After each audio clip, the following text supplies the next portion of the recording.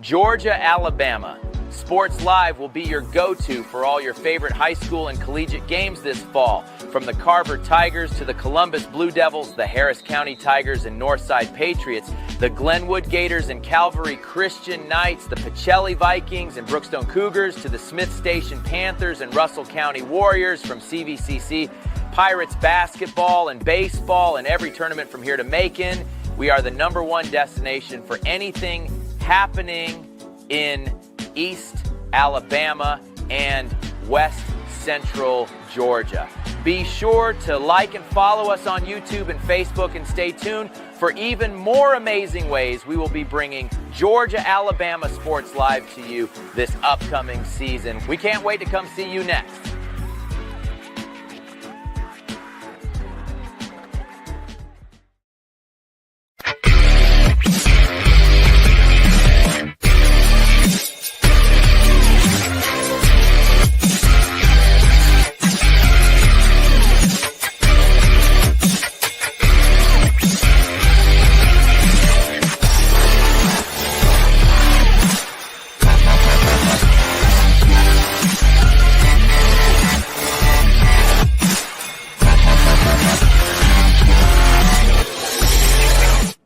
Good evening, everyone, and we are so glad to be back here on Georgia Alabama Sports Live Show. It's Thrift Barringer. It's Richard Holdridge. I am fresh off of a cruise boat.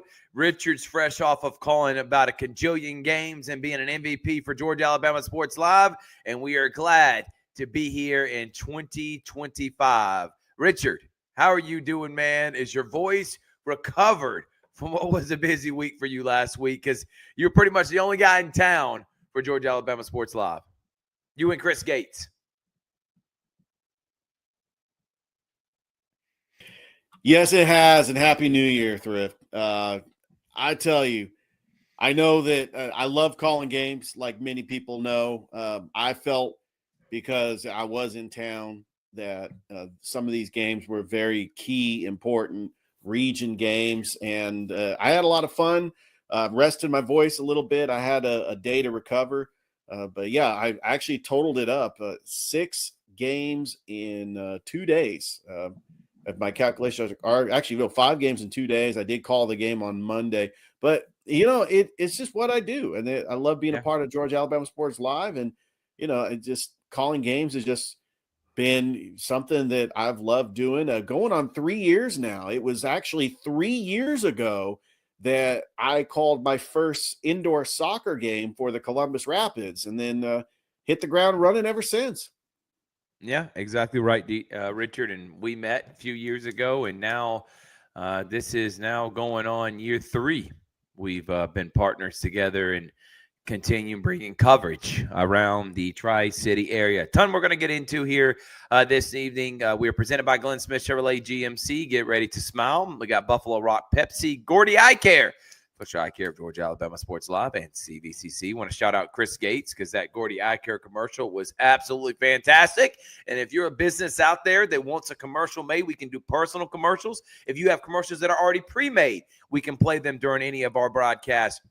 Reach out to me or Georgia Alabama Sports Live. You can also reach out to Richard Holdridge, Rick Beach, and anyone else that is out there as well that would like to be a sponsor on what we do. Man, I was telling the guys when we had our Zoom meeting last night, 7,000 views on the Dothan Pacelli game you did, Richard, 11,000 and the Sandy Creek Carver game. This is just Facebook alone. We're not even talking YouTube right now.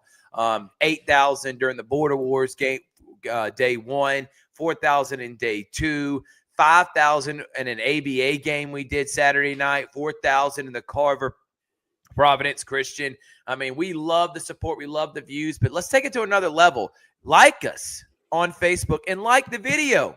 You're already in there watching it. You're enjoying it. Richard, it's not very hard. You double click, we get a like, and then while you're there, I know I do this. Richard, you try to do the same thing, and anybody else that calls it. If you say, hey, watching, we like to give you a shout out. Thanks for watching right now. So please comment. With the comments, the likes, they're necessary on YouTube and Facebook. If you're already watching the video, you're already there. It takes literally no time to be able to do that. All right, a lot we're getting into. Obviously, we're going to rehash last week. We're also going to talk about what we did for the holidays. Obviously, and I don't want to say obviously again, but we have to touch on the tragedy that happened in New Orleans. I was actually talking with DJ Jones. I'm not going to steal his thunder. Richard, you also talked to him when we did the live from on the road with Sports Visions. Him and my Aunt Candy, they were very close. They were literally in that area about an hour before it happened. We'll give that. We'll talk about the college football playoff and the unsolicited hot take. We'll rehash the high school games last week. We'll talk about what we're doing this week. We got updates on keeping up with the River Dragons and CSU as well. I'm looking forward to maybe next week having on both CSU basketball coaches and maybe Boom Boom, maybe Tom Callahan. We're going to get somebody on from the River Dragons. Dana Barker. Somebody from the River Dragons is going to be on next week. So keeping up with the River Dragons, keeping up with CSU athletics, always a part of Georgia Alabama Sports Live. Heck, we may even have them on Wednesday. Who knows? So that's why you need to tune in. You never know who's going to pop in on the Georgia Alabama Sports Live show. All right, I want to start this first, Richard, about what we did over the holidays. I was able to go on a cruise and enjoyed it. Carnival. Went to Turks and Caicos in Amber Cove in the Dominican Republic. It was a much-needed family vacation to get away. Natalie, the kids, my family enjoyed it. Needed to recuperate, but it felt so good to have guys like yourself, Rick Beach, Chris Gates, the ones that were able to broadcast games while I'm gone, Coach Corey Black. Thank y'all for holding the fort down. Was glad to get the rest. I was eager to be back. But Richard, I know that we're in good hands whenever I'm gone, that you're going to be able to take care of it, as you always do with everything Georgia Alabama Sports Live. But how about you? How was your holidays, man? Everything enjoyable outside of calling games? Oh, absolutely. It was great. Spent time with the family. Went to the southern metro Atlanta area, visited with the family. Up the northern and southern part of Atlanta, and then came back, called the Glenwood Wadley game. I had to go back to work for my regular job, and then enjoyed New Year's Eve, watched some football, and ringed in the new year with the family, and then came back because I had to go back to work, and I just happened to be in town, so I figured, why not? Let's call these games. These are big games. I know a lot of people are on their Christmas break, but I felt like there was some very important key games that, needed to be called. And, let's be honest, if we couldn't go an entire week without having any content on Georgia Alabama Sports Live, it just, it doesn't feel right. I feel like there's something empty if we don't call games. I know that, it's not a whole lot going on because everybody is on break, but I felt that there were still games. And I was just honored that I was able to call these games. And you did a great job, obviously. And I guess the one more thing we're going to get into, too. I'm going to save the tragedy for Unsolicited Hot Take. And I'm also going to save for this bombshell that has come out about Fox Sports, Richard. I don't know if you saw this or not. Skip Bayless being charged in a lawsuit for sexual assault and coming on to the hairstylist. Also, there are some not so pleasing words being said about Joy Taylor and her ascending to the top.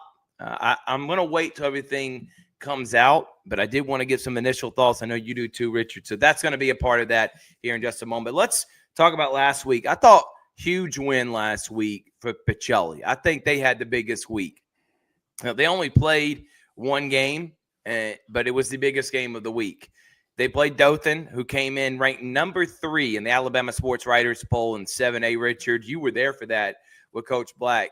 Pacelli's undefeated right now. This was their best win. Now, they also played some teams that maybe not as powerful as they've been in years past, but they have won every game put in front of them. And to win against Dothan like they did, unbelievable. And it was a incredible job defensively to hold off a team like that can score at will. But Richard, you were there for the game. I'll let you break it down. I just think the big winner last week had to be Dothan.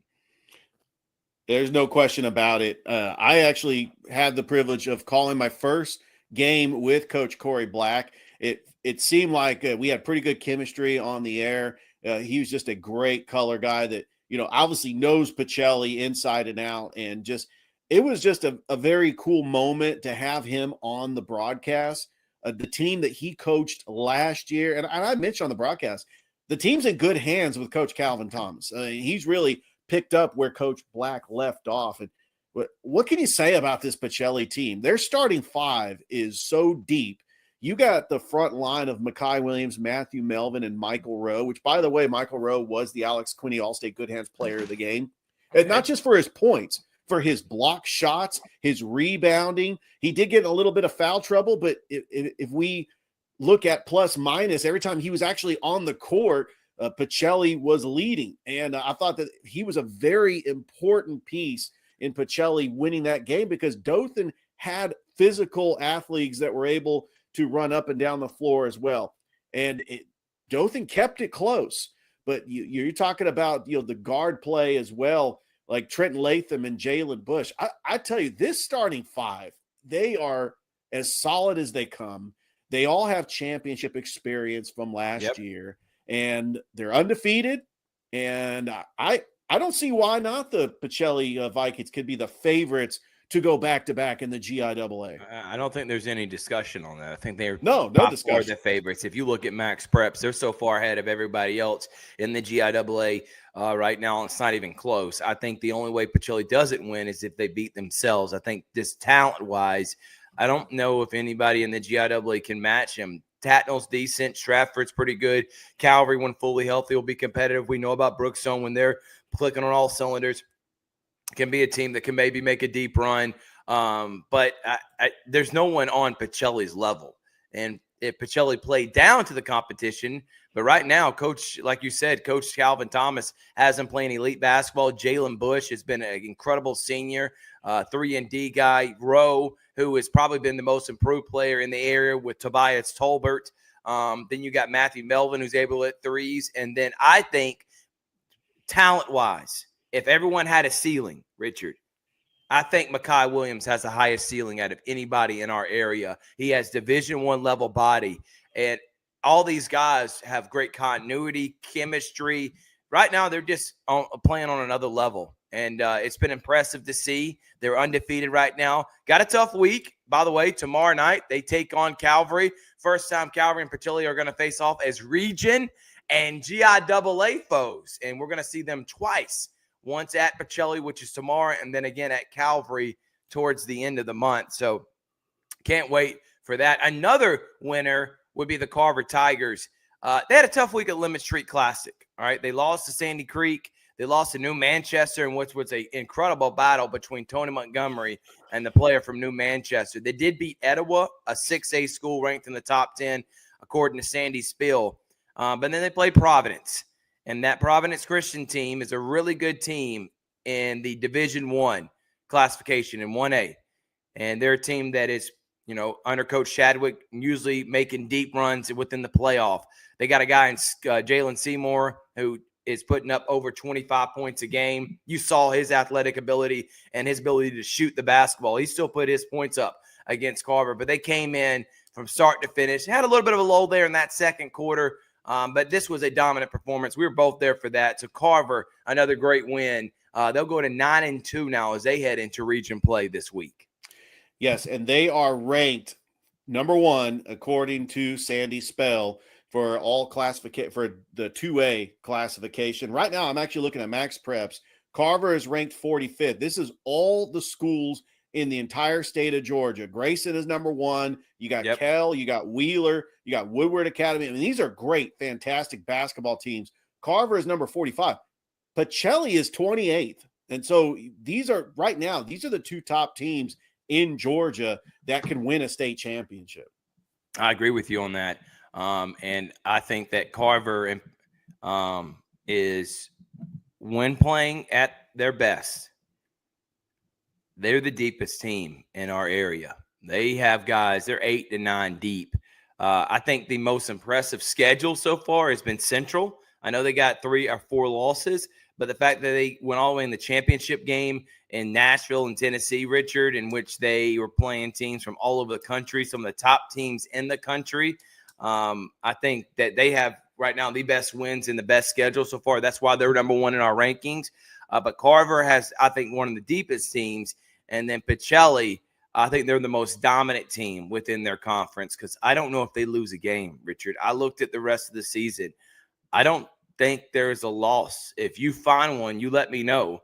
But I don't see it, especially during the regular season. The Gators, boys and girls, won against Wadley and Pike Liberal Arts and against Northside Methodist. So that's a 3-win week for all those teams. The girls now go to 11-6. The boys, I think, go to 14-6 or 14-5. So how about the Gators, boys and girls, getting on the right track, getting those wins in, heading into region play? Because guess what? They got Lee Scott coming up. They got Beulah coming up. A lot of good teams. Dadeville.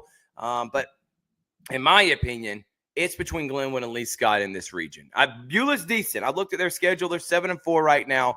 But I think it's a Glenwood, Lee Scott, especially for the boys, which is that abnormal? I mean, that's pretty much we're accustomed to. Doesn't matter what league they're in, Richard. They're always playing for a region championship. Oh, we know a lot about Lee Scott. Saw them in the Border Wars. Actually called all the Lee Scott games both days. Glenwood is clicking at the right time. Yep. As they get ready for area play. They will face Beulah on Tuesday. That's tomorrow. But yeah, I think that Lee Scott is the favorite in this area because they are the defending AISA champions. And when you have a special player like Hayden Harper who can drop 30 at any time, and he is just a very skilled player that can handle the ball, he could drive the lane, he could make big-time threes. I think that Lee Scott's in good shape. They're a fundamentally sound team. And I think that Glenwood is going to have their hands full. I don't think that it's going to be one of those games, Glenwood's going to play Lee Scott at the pit.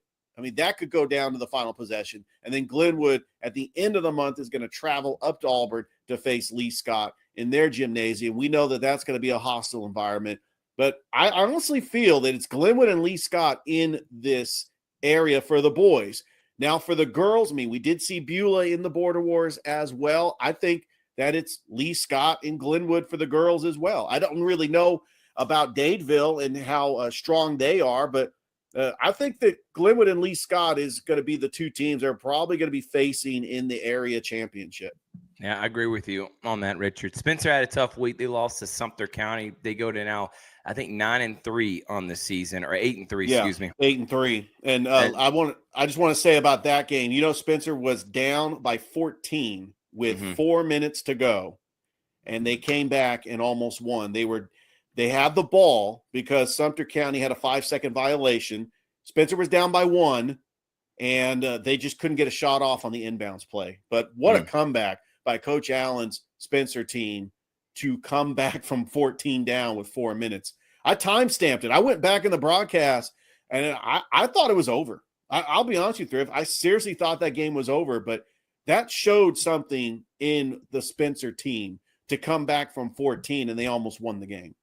No, I agree with you on that, Richard, and it was a great performance and great win for Sumter County to come in against a really good Spencer team. By the way, this week you got Kendrick Columbus tomorrow. Richard, you'll be there for that, boys and girls. We have Shaw at Spencer and Jordan Hardaway. And then on the 9th, we have Thursday night basketball, Central of Carroll at Northside. I didn't have that on the schedule, but honestly, Richard, I may end up sending you there because I don't know. We got to get some Northside broadcasts on there. So we'll talk about that. And then Friday, you got Columbus at Shaw, Central Carroll at Northside again, boys and girls. And then you got Spencer at Kendrick. You got Carver at Hardaway. You got Sumter at Jordan. And then on Saturday, Jonesboro at Northside, Columbus at Jordan, Spencer at Carver, Shaw at Hardaway, and Kendrick at Sumter County. Those are just the Muskogee County games that are happening. Where are we going to be, though, this week is the big question I think everybody is wondering. Well, tomorrow we got Harris County basketball. We got Stars Mills at Harris County. It's a region matchup. Rick Beach will be on the call for that. I will be at Calvary Pacelli, and then you will be with Kendrick Columbus. That's Tuesday's games. Wednesday, we got the Calvary Coaches Show, Pacelli Coaches Show. We got Glenwood Coach Shows coming up here in the next couple days, and the Kudzu Show. That's going to be live from Breaking Bread. Looking forward to seeing Brandon Swobel and Rick Beach do that. Thursday, we got CVCC, first home game of the new year, taking on Enterprise State, boys and girls. And then on Saturday, we got a big one. It's one of the biggest games of the year. Doesn't matter what sport it is. It moves the needle. It's Spencer. It's at Carver. I will be there for that. And then we got Russell County and Auburn earlier. So we got Russell County, Carver at 3 and 4:30. And then after that, 6 and 7:30, Spencer and Carver. I can't wait to see those games, man. Noah will be on the call for Russell County and Auburn. So that's this week. We got Russell County and Auburn. And I think the biggest game, obviously, that everyone's looking forward to, I think two of them, in my opinion. I want to know how Calvary's going to look against Pacelli. Now fully healthy, Dylan Hostin's back. I think they were big winners last week. They beat teams that they should beat. And New Faith Christian and Strong Rock, who came in 9-3, ranked number 4 according to Max Prep's GIAA rankings, Richard, and they beat them by 30. So with a healthy Dylan Hostin, this is a different Calvary team. Brookstone, who was 4 and 7, they're now 7 and 7. So both Calvary and Brookstone are playing their best basketball. I want to know, how far are they away from Pacelli? So looking forward to seeing that one. And, of course, that Carver-Spencer game, that could be for the region. So we can't wait to see those two teams face off. I think you have two outstanding teams that decided, you know what? We have an 8th grader that can play with the big boys. I'm talking Braylon Alexander for Glenwood, 8th grader, playing big-time basketball. And Sebastian Hurd, as Coach Gordon, he saw him playing JV, is like, you know what? He could play with the varsity, and he's made an impact. I think Sebastian Hurd, who's a tremendous athlete, we know what type of athlete he is on the gridiron as a football player. And I think he's made an impact. And I think that just goes to show you're a varsity coach and you see a middle school player that is already ready to play varsity. I do feel, Thrift, Muskogee County rules does not allow middle school players to play on varsity. I honestly think that TJ Woodson and Xavier Davies were varsity players last year. But in middle school, it's different. And that's what we're seeing with Braylon Alexander for Glenwood and Sebastian Hurd for Calvary. Yeah, I'm with you on that, Richard. And these guys are elite players that are fantastic at what they do. And I'm excited, man. I really am. I'm excited to see what's going to happen this week with these teams, especially the ones that we're going to get on Georgia Alabama Sports Live. So, again, Tuesday, we got Sarsville at Harris County, triple-header, Calvary at Pacelli, and Kendrick Columbus. Thursday, we got CVCC Enterprise State. And Friday, we have potentially Carver at Hardaway. Saturday, Spencer at Carver, Russell County, Auburn, and then, of course, CVCC men's and women's on Thursday. And we may be adding a Northside game against Central of Carrollton, who boys and girls are pretty good. So that may be a game I'm interested in being able to see there, Richard. So that should be a lot of fun. We got a busy week this week. We'll drop our new rankings on Sunday, so we'll know, who's doing what in terms of who's going to be moving up. This is obviously for the Muskogee County. We're going to know who are the top 4 contenders. In my opinion, heading into the week, Kendrick, Sumter County, Spencer, and Carver, the 4 boys teams that I'm really looking forward to. Don't sleep on Shaw. Don't sleep on Columbus and Hardaway. But the 4 boys teams right now that I think would make the playoffs for the 4 I just said. And then Calvary, Brookstone, Pacelli, they all need a win, man, especially Calvary and Brookstone. You want to make the playoffs this year. You're going to have to win games, especially Calvary when you're 2 games under 500. Each game is precious. So I'm looking forward to that as well.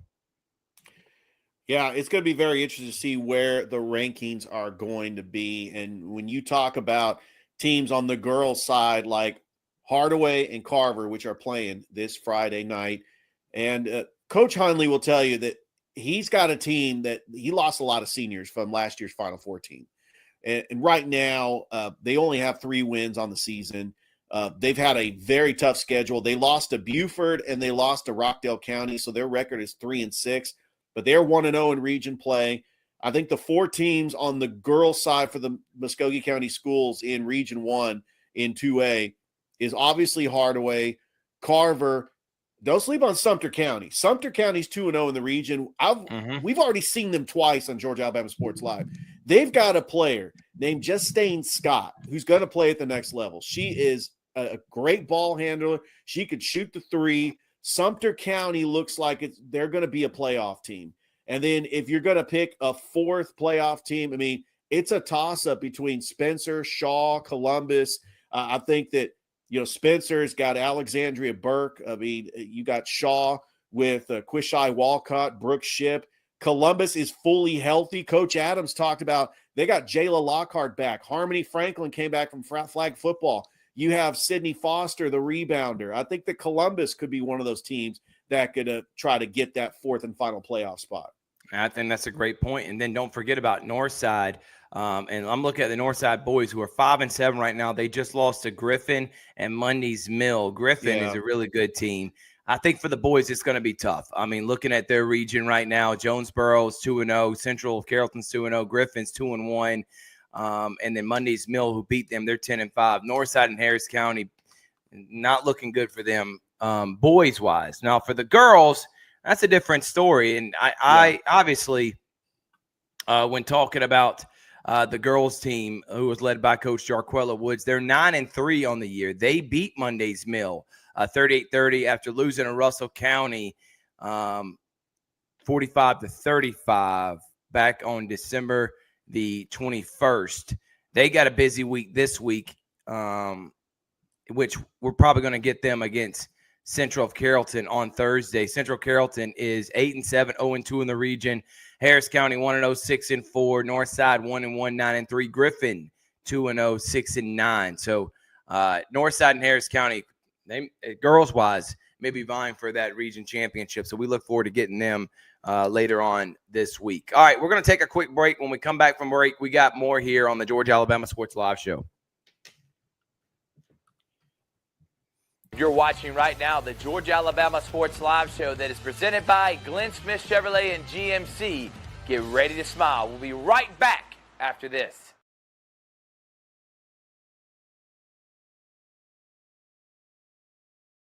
Georgia Alabama Sports Live wants to say thank you to one of our presenting sponsors, Buffalo Rock, and their partnership with everything that we do. And without business like Buffalo Rock, we wouldn't be able to go cover softball, volleyball games, every type of high school sport you can think of, local college games, and professional. So thank you to those businesses that support us, and specifically Buffalo Rock. And next time you're watching a Georgia Alabama Sports Live broadcast after a nice long day, why not enjoy it with a nice refreshing sorry?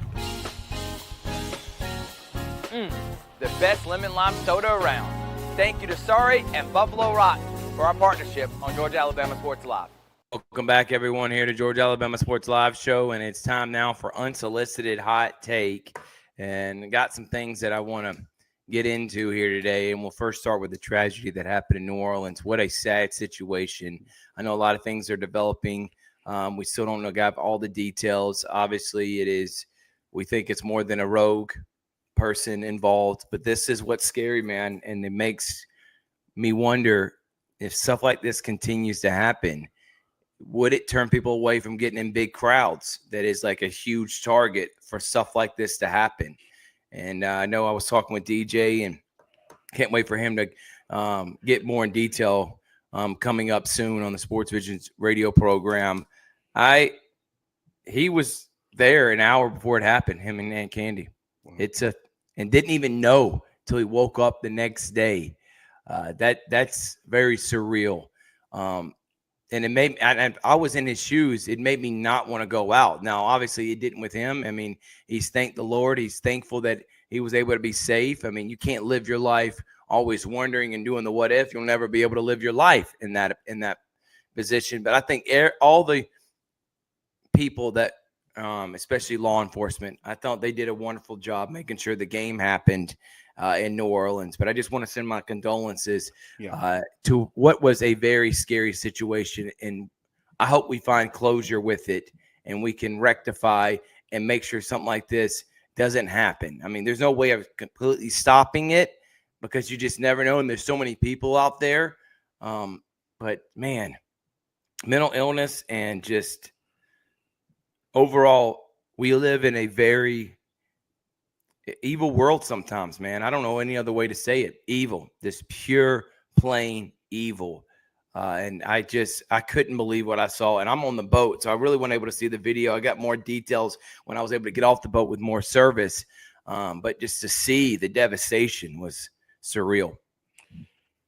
Yeah, my heart goes out to the families of the victims, of the 15 people who passed away in just a tragic event that should never happen.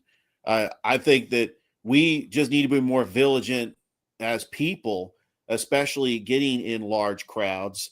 I didn't know about the event until I woke up the next morning. I saw Candy posted something on Facebook. We are okay. We are safe. I immediately went to the news. I texted DJ. I said, I heard what happened. I'm glad to hear you guys are okay. Tony Reese, Jeremy Hayes, they all said they were okay. Yeah, I checked on them too. I just wanted to make sure. I wanted to check on them when I found out that 15 people were killed. That's the first thing. I wanted to make sure that they were okay.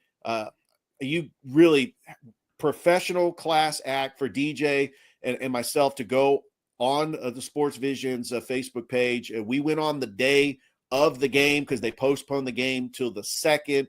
Tony Reese, what a professional broadcast. He had to go and report something on air. And the game really didn't matter up to this point. I know that, we got to play this game. The sports fan thinks that sometimes they have that mindset, but it was really about making sure that the Caesar Superdome was safe, that the law enforcement knew what they were doing, and then they went ahead and played the game. I thought it was the right call to delay the game by one day. It's just one day. They're playing the semifinals on Thursday. So you're not really, it's not a short week. It's going from Thursday to Thursday. So I thought that was the right call to delay the game one day. But I really thank the law enforcement and everybody who was just making sure that everybody was safe in the Superdome. Yeah, I am too, Richard. And let's talk about the game. Georgia, that's a tough one to swallow, especially when you outgain Notre Dame the way they did. And it was turnovers, uncharacteristic mistakes, but something you kind of expected from a quarterback that and obviously doesn't have a lot of experience in one of the biggest games of the year. Give credit to Marcus Freeman. I thought he outcoached Kirby Smart there at the end. And we obviously see that Kirby Smart had a lot to deal with his father passing away. So our condolences to him as well. Just a tough week for him, losing to Notre Dame, then losing his father, then dealing with everything that he had to deal with while his team's in New Orleans, making sure none of his guys were part of the devastation. But, man, I was impressed with Gunnar Stockton. I think Georgia's biggest problem is they have no receivers. They didn't attack the run game and gave up on it too quickly. I think you having a guy that did not start one game this year and has never started a game in his entire Georgia Bulldog career, in his first start, you have him throwing over 30 times. I don't know if that was a recipe to win against one of the best secondaries in entire college football. So I thought offensively, the game plan, I didn't like it at all if you're the Georgia Bulldogs, because I think you're the more talented team and you should have won the game. And I know it's a tough pill to swallow if you're a Dogs fan. But credit to Notre Dame. They won. And now if you look at the playoff, big picture, now one of the top four teams are in the semifinals. And I think right now it's Ohio State's to lose. And I think, honestly, the Ohio State-Texas game is pretty much the national championship, because I don't care who wins Notre Dame, Penn State. I think Texas or Ohio State win, they're winning the national championship. But, man, great years for guys like Ryan Day, who had to overcome everything he had to overcome. James Franklin, if people were thinking, is he ever going to get over it, make it to the big game? He's a win away from playing in the national title. Notre Dame finally beating an SEC school in a playoff game. Like, for all those, remember they used to call it Clemsoning? That was the Clemsoning for Notre Dame. They never can get over the big one. For Penn State, same thing. James Franklin can never get over and get into the big one. Ryan Day was supposed to be fired 3 weeks ago or 4 weeks ago after Michigan. Over a month and a half ago after losing to Michigan. And right now they're playing more dominant and beating two of the best teams in the country in Tennessee and Oregon, and it wasn't even close. They were up 21-0 on both of them like this. I think they're winning the national title. But I think it shows we don't need 12 teams. Oh, Arizona State, great performance against Texas. But Boise State should not have been in the playoff. SMU, not in the playoff. Bama, of course, no playoff. South Carolina should not have made the playoff. Clemson, not a playoff team. Indiana, not a playoff team. I think there was about 8 or 9 teams, and I think you could have got away with 8 this year. I think Tennessee being out, they lost 2 of their bigger games this year. They did beat Alabama. Maybe you put them in, and I don't know who you would end up taking out of those teams. You wouldn't take Notre Dame out. You wouldn't take Ohio State out. You wouldn't take Penn State out. I don't know, Rich. I don't like the 12-team playoff, and honestly, I think it shows an underlying problem in which we're just going to keep expanding. We're just going to keep getting mediocre teams, and in the end, it's the 4 teams we originally thought were going to make it anyway. But this year, a little bit more parity. Notre Dame, Penn State, but for Penn State, you had to beat SMU and Boise State. Not a tough task and not a tough bracket. And I don't know if this really solidifies James Franklin as, now he's finally done it. Look at the teams he had to beat. So far, this college football playoff has been a dud. We've only had maybe one exciting game.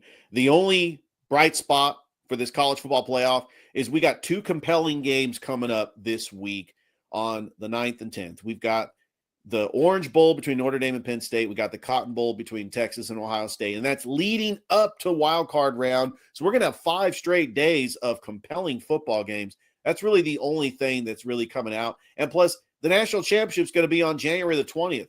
That's the latest that the college football season has gone on. So for the college football fan, this is exciting. But you're right. There's been a lot of teams in the college football playoff that had no business being there. I do want to say about the game against Notre Dame, I thought that, Georgia outgained them. They clearly were the better team, but Notre Dame schematically, Marcus Freeman pretty much outcoached Kirby Smart. The big kickoff return to make it 20-3. I think that Mike Bobo's play call, you're down 6-3, and just go conservative. Take a knee, go to the half, down 6-3. What are you doing there? Georgia's offensive line was depleted, and the strip sack, sometimes that happens, and they blink, and they're already down 13-3. Notre Dame's going to get the ball to start the second half. Now you're down 20-3. There's no way. It's going to be hard to come back from that. I thought that Georgia had holes because of injuries, and this is what happens to these teams in the SEC that stacked the roster. With NIL in the transfer portal, you can't do that anymore. So if your left tackle goes out, you don't have a 5-star backup that can come in and plug and play. And I thought that Notre Dame, which, by the way, beats Georgia for the first time in school history, it's also the first time that Georgia loses to a non-SEC team since 2019 when they lost to Texas in the Sugar Bowl. You got to give credit to Notre Dame. And I think the real winners is the national brand that likes college football. Now you got 2 northern teams. Now 3 out of the 4 teams are from the north. And so the north is excited. And then, of course, you have the Southwest with Texas. And you've got 4 brands in the semifinal. I can't wait to see these matchups. And Georgia's going to be fine. Gunnar Stockton, he's going to be the quarterback next year. But they're going to have to go get like a Ryan Williams or Jeremiah Smith as a receiver. I mean, when was the last time that Georgia, I think AJ Green was really the last elite Georgia wide receiver. Yeah, George Pickens a little bit, but it was AJ Green. He was a can't miss top 5 recruit in the entire nation, and Georgia got him. And I want to see better wide receiver play from the Bulldogs. Oh, I don't think they have to have an AJ Green to win a national championship. You get a Lab McConkey, you had a Brock Bowers, you've had Tavares King, Terry Godwin, and then you made mention of George Pickens. I mean, they've had a lot of talent there. I mean, AJ Green was an anomaly just in not terms this of, year. and yeah, but this year they don't even have a secondary receiver. They don't even have a Muhsin Muhammad. I mean, not Muhsin Muhammad. Musa Muhammad played Muhammad Massaquoi. Yeah, there you go. Yeah. Chris Durham. I mean, you don't have to have an AJ Green, but they got to have somebody to catch the daggone football. Yeah. And then there's another thing too that has really been grinding my gears. Brandon Walker, who is the self-proclaimed voice of college football, who listens to this guy? And for one, I don't know how. His voice extremely annoying. I think is a know-it-all. I mean, because you can pull out of your butt who won the 2004. I could name you every national champion since 1990. I can name you almost every Heisman winner. What does that do? That does not mean you know the sport. That does not mean you know what's best for college football. He is not even close to what Josh Pate is. I can't stand him. He comes out and says, now that the NIL has made an even playing field, you have not seen SEC win a national title. What are you talking about? Georgia won 2 of them with the NIL coming out. And they say that the SEC was the only teams and the only schools that were paying players. That's nonsense. What are you talking about? This guy's a buffoon. No one should listen to him. Normally, I don't like bringing him up. He's an idiot. I am not saying the SEC is the best conference this year. I don't think they are. I think they had a struggle. They've had some mediocre years in terms of, Georgia had to deal with, obviously, if they had a fully healthy squad and Beck's playing, I think they beat Notre Dame. I really do. I think Carson Beck does make a difference. But come on, Rich. To sit there and say now that everyone else is caught up is ludicrousy. It's nonsense. It's Ohio State.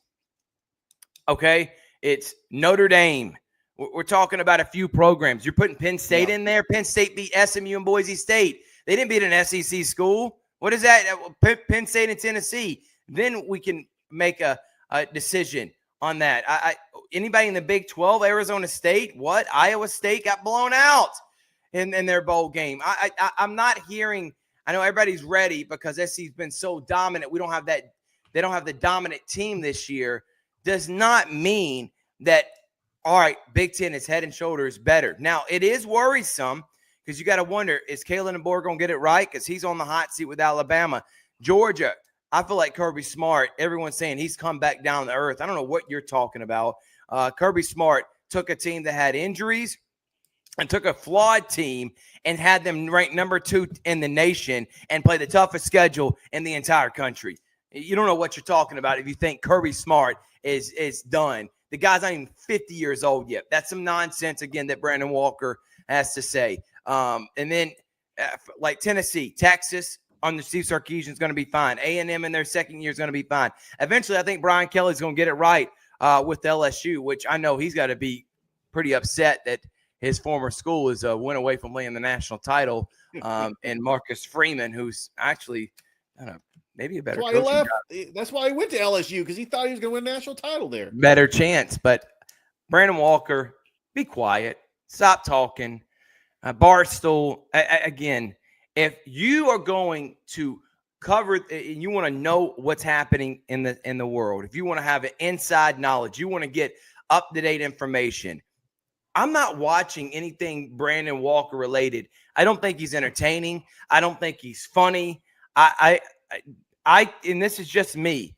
I think anybody in that position, because what Barstool had created, what El Presidente and I can't think of his name, Dave Portnoy, what he created, anybody that has a personality could have taken on the role Brandon Walker's doing and been successful because he has the resources and the brand of Barstool behind him. So I don't think there's anything special about him. I'm tired of hearing his nonsense. And now to the point is, if you're SEC schools, now changes are going to have to be made.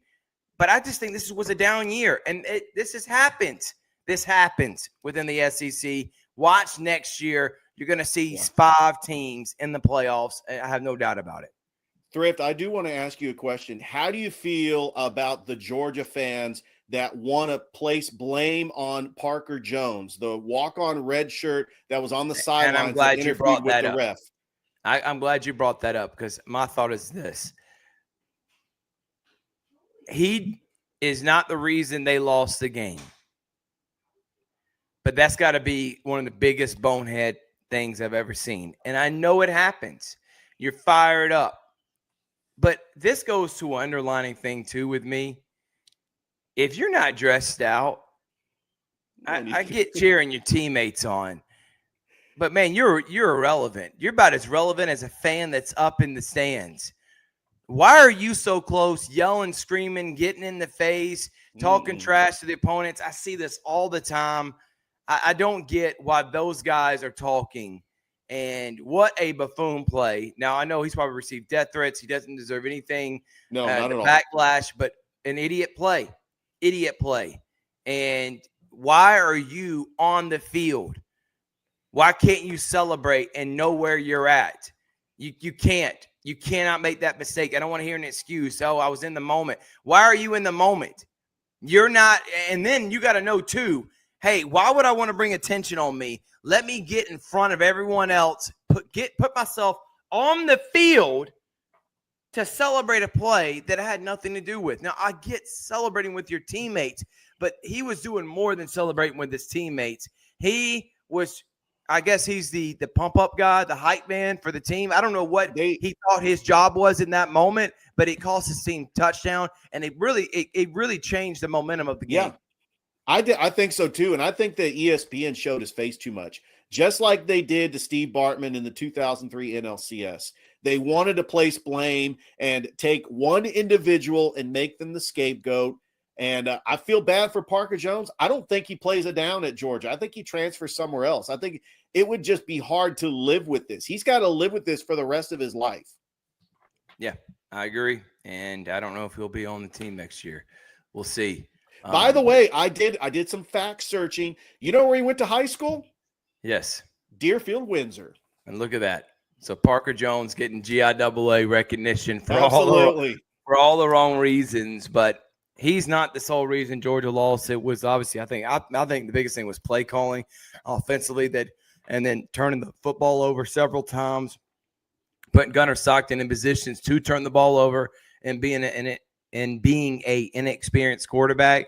But, man, that had been one of the most boneheaded plays. And remember that segment that was on NFL prime time? It was on Monday Night Football countdown show. Come on, man. With our guy Chris Carter, Tom Jackson, Mike Ditka, Keyshawn Johnson, Chris Berman. Those guys. This would be a definitely come on, man.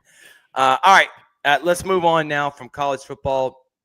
I want to do a few more things before we get out of here, and I'm going to end it with the Fox Sports thing.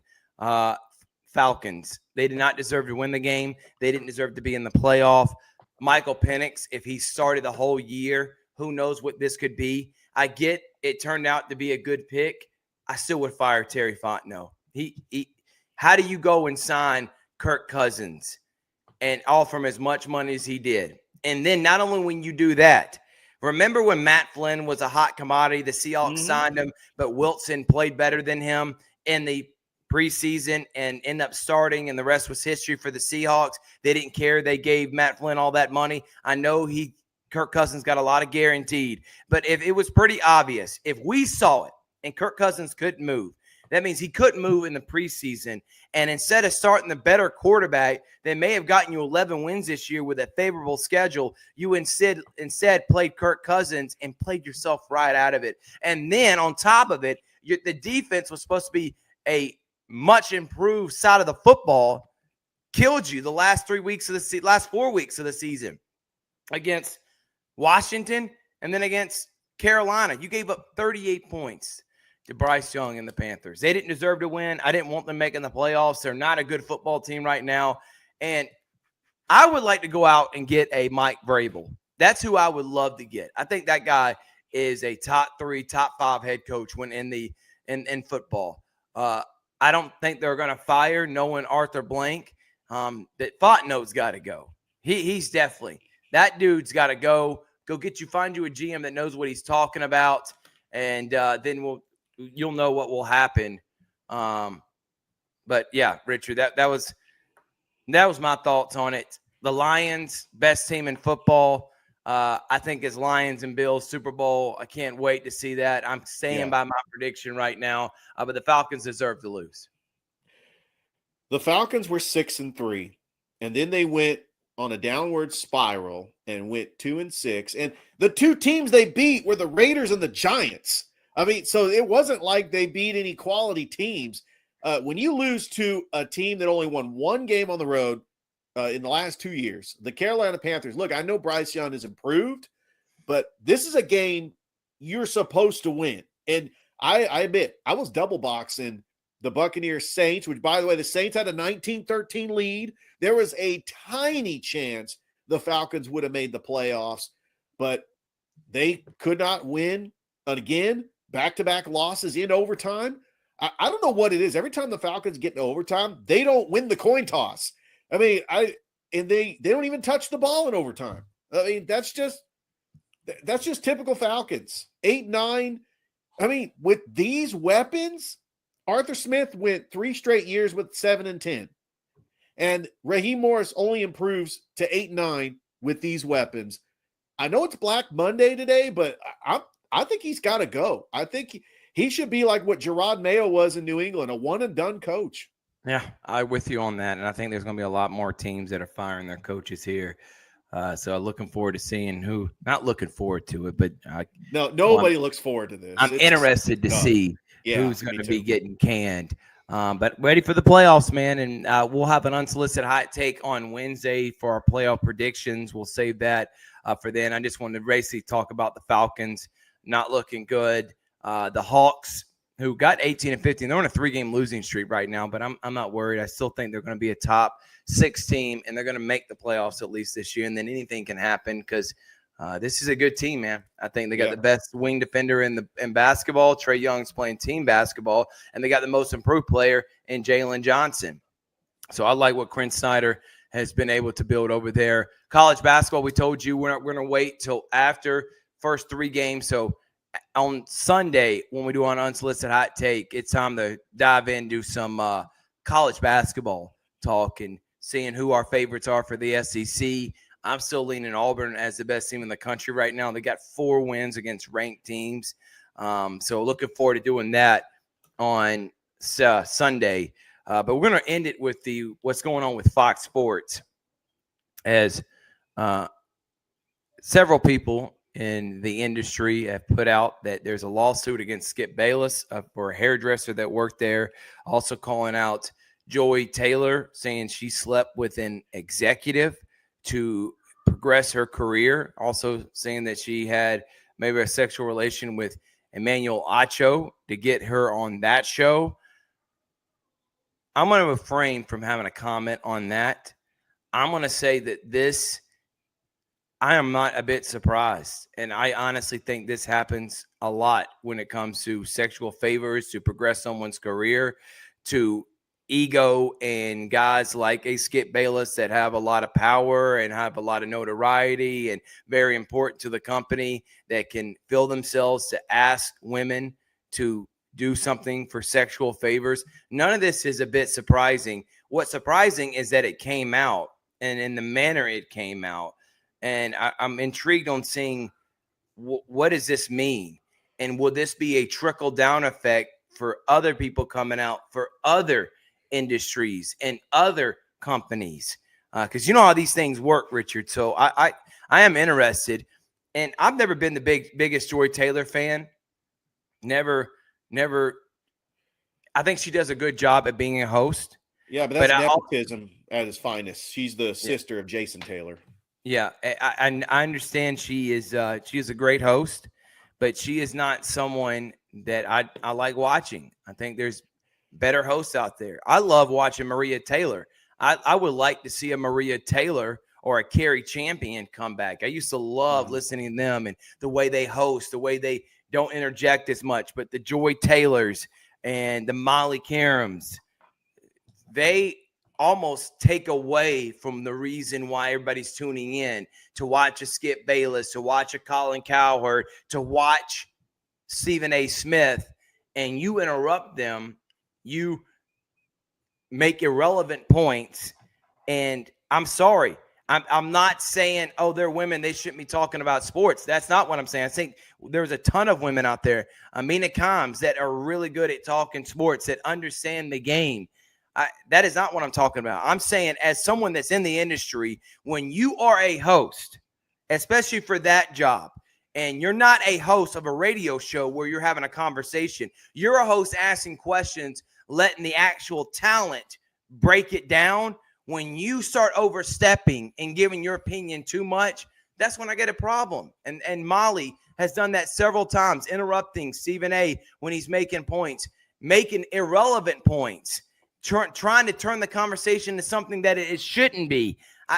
That's not a good host, in my opinion. That is not bringing ratings, in my opinion. That is thinking you're really full of yourself. But I am not shocked at all that anything that came out with Fox Sports, Skip Bayless, any of it, and I'm ready for the rest of it to come out. I'm ready for the responses from Joy Taylor, from Skip Bayless, and the rest of them. This is going to be very interesting for the Fox Sports crew. But do you watch Speak for Yourself or Speak First or anything? I've never watched that. I have not watched Joy Taylor is when she was doing the show with Shannon and Skip. I don't watch that Emmanuel Acho. I barely watch TV as it is. I dang sure I'm not watching anything Fox Sports related now that Skip Bayless is gone. And I'm willing to bet if you look at the ratings, it can't be very good. No, it's not. And, I saw Joy Taylor as she was the co-host for Colin Cowherd for a little bit. I know Jason McIntyre is playing that role now. It's tough. There's so many debate shows out there. Yeah, but that and Colin Cowherd's show, Richard, when what she did there and giving her opinion, that's where it's necessary. I agree. In my opinion, she is being basically someone to have a conversation with Colin. She's supposed to interject and give her opinion. Okay. When you're hosting a show and you're not the talent, people are not tuning in to get your opinion. You're the one asking the questions for the people that they are tuning in to get their opinion. If you want to be the debater, then you don't be the host anymore. You go be the debater. It's outside of her depth. I think that she is more of a, giving the sports updates. That's what she has done great. Her as a moderator on Undisputed, I mean, anybody could have done that job. I know it's tough, and I don't watch that show. I kind of keep my shows to like a minimum. I remember I used to love watching First Take and Undisputed. Those were my two favorite debate shows, and it's kind of watered down a little bit. And I actually thought, I do have an opinion on these allegations, because I thought we were past this.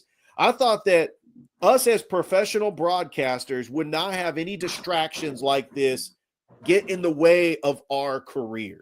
And I think that that's what this is. This could be jealousy. It could be a distraction. I actually look at allegations, and I don't have an opinion on that, because they're just allegations. There's no fact. I mean, we'll find out more information on this, but right now, this could be just somebody feeling like they were done wrong at a network, and they're feeling a little salty. It's like, well, guess what? I got dirt on this person. I'm going to get them. Yeah, and I don't like that either, Richard, but then I also don't like the fact that if this person did go ask a fellow colleague for help and her response was deal with it, that's nothing I can do. I don't like that at all either. But again, we'll get more details on it. I just want to preface again, it has nothing to do with Joy Taylor being a woman on why I don't particularly like how she hosts, okay? Because when I think of someone hosting First Take or Undisputed or any of these shows, you have to be the driver. You're moving the conversation. I don't think you're giving the opinion on the conversation. You're putting out the questions, you're putting out the topic, and then you're letting your debaters go at it. If you want to be the debater, then you don't be the host. I don't think the host can be the debater. I really don't, because then again, they are hosting the show. So they get the final say so, the first say so, and nobody that makes it unfair when you're trying to have these debate type shows. I in the end, I really don't care because I don't watch anything Fox Sports related. But I'm with you, Richard. I didn't know, and it's very disturbing seeing this with Skip and Joy Taylor both called out. I can't wait to see what their responses are going to be. And I think that this is far from over. I think we're in the very beginning stages of it for sure. Any other final thoughts, Richard, before we get out of here? Yes, I do. Today is the 10-year anniversary of the passing of Stuart Scott. It affected all of our lives. He was the GOAT as far as sports highlights on SportsCenter, with the catchphrase, with the booyah, the passion and everything. I love Stuart Scott. I mean, it was just such a terrible day in sports when he passed. And we kind of knew it. We knew it was coming because he had cancer. His speech at the ESPYs, it was just, it gives you chills. And I got emotional. He had 2 daughters. I mean, what a great talent that we lost 10 years ago. And my final thing is, I don't want Richard Jefferson on the main NBA Finals call. Please get rid of him before that happens at the end of the year. Doris Burke, Mike Breen, and somehow get Mark Jackson or Jeff Van Gundy back. Jeff Van Gundy, Doris Burke, and Mike Breen would be an incredible broadcast crew. Would thoroughly enjoy listening to her. I love Doris Burke. She's one of my favorite analysts. When in terms of breaking down a game, she may be number one. In terms of being entertained, it's got to be Barkley and Shaq. But Richard Jefferson is not it. So find someone else other than Richard Jefferson, and we'll be fine. Thank y'all so much for watching. Like us on Facebook. Subscribe to our YouTube channel. We'll see you tomorrow night with a triple header. We got Calvary at Pacelli. We got Stars Mill at Harris County. And then we got finally Kendrick at Columbus here on Georgia Alabama Sports Live. We'll see you next time. Good night, everyone. Thank you for watching the Georgia Alabama Sports Live show presented by Glenn Smith Chevrolet and GMC. You're ready to smile.